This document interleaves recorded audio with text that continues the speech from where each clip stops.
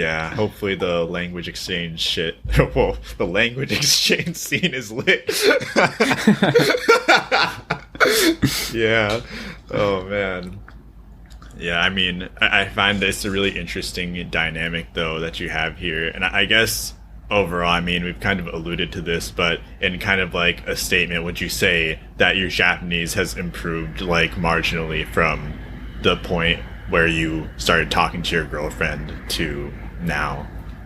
I mean, yeah, I think it definitely has, but I think the biggest thing that changed is just my comfort level, because yeah, before like dating my girlfriend, I never really spoke like basically the period of my life that I spoke the most Japanese before dating my girlfriend was when I was at college and I'd hang out with foreign exchange students. And so during that period, like most days I would speak Japanese, at least some Japanese. And sometimes it'd be for like multiple hours. But since dating my girlfriend, it's like we'll talk most days for like multiple hours, and it's just the two of us, right? So it's not like, you're not hanging out when you're hanging out with a bunch of people, you're not just talking the whole time, right? A lot of times, you're talking some of the time and then you're doing other stuff, but it's like just us talking. So it's much more kind of, focused practice in a way. So right. Just speaking Japanese that much every day definitely just helped me get way more comfortable and way more used to it. Like I know what used to happen is if I spoke Japanese all day, I'd get like really exhausted at the end of the day. Or if I spoke Japanese like multiple days in a row, I'd feel like my brain was starting to melt and I couldn't like think straight anymore. But that stopped happening, and now I don't really get like Japanese fatigued really anymore. And yeah, also it's just like takes less effort. Like I remember during really for like the whole first year, there would be so many times I'm just like, I don't feel like speaking Japanese right now. Like, why can't you just understand English? Like, it would be so easy, so much easier. And especially part of that was because due to the time zone difference, I would normally talk to her at night for me. So, I was tired anyway. So then speaking Japanese on top of that was really hard. But yeah, in the past like 6 months, because we've kind of been dating for about a year and a half now, for the past like 6 months, I don't really like feel that way anymore. Like it's very rare for me to get that feeling of like, I don't want to speak Japanese right now. Fuck. Like, can you speak English?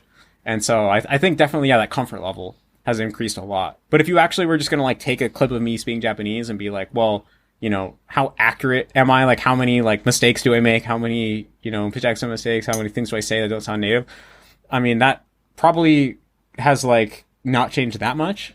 I mean, it's probably changed, but not necessarily like improved a lot, because there's probably some like actually like new bad habits that I've like picked up, because like before I would only speak occasionally. And so every time I spoke, I would have the opportunity to be like really careful about how I spoke. So I would like, have opportunities to build good habits. Whereas now I speak every day and I speak when I'm tired. So probably, like my brain, I'll like end up saying the same thing. Like I'll end up saying, I'll like find something that is like an easy way to express an idea that maybe is not the most natural, but then I'll like be tempted to use it over and over and make it into a habit just because it's convenient, even though it's not that natural. And also just because, but normally when I meet a Japanese person for the first time, I kind of play this game in my head where I try to be as good at Japanese as possible. So I'm like always asking myself, like, is this correct? Like, is this full? Am I confident that this is natural? And sometimes if I have a choice between saying something that's natural, but not really what I want to say, or something that's unnatural, but is what I want to say, I'll go with the thing that's natural and compromise my communication in a way to sound good and like make the Japanese person think I'm like as close to native as possible. And I think that's good for improving your ability, like just being really cautious, making an effort to be as accurate as possible.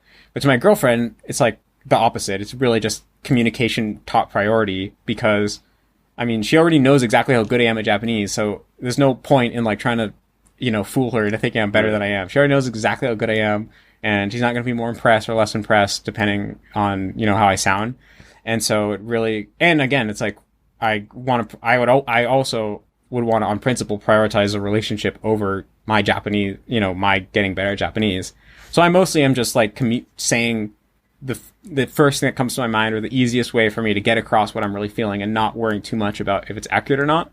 And I think having that be like the only context in which I speak Japanese for a whole year and a half probably like had some negative effects on my Japanese too, I imagine. Like I probably like use certain sentence enders like way too much, or like have certain fillers I use way too much or something. But but yeah, it's definitely way more natural to speak Japanese and feels like less of a burden, and that's like pretty cool. Right. I feel like there's that one guy listening to the podcast who had his Japanese girlfriend tracker Excel sheet ready to go, just sitting down like, oh, okay, I guess I can't use my Excel sheet this time.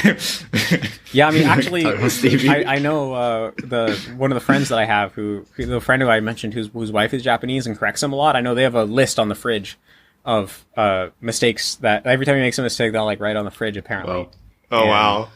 Yeah, and there's like some kind of point system or something. I don't. So that exists in the like- world, but I think it depends a lot on your specific. break up at 100 points. Yeah. So depends a that lot on sounds probably intense. your like specific relationship.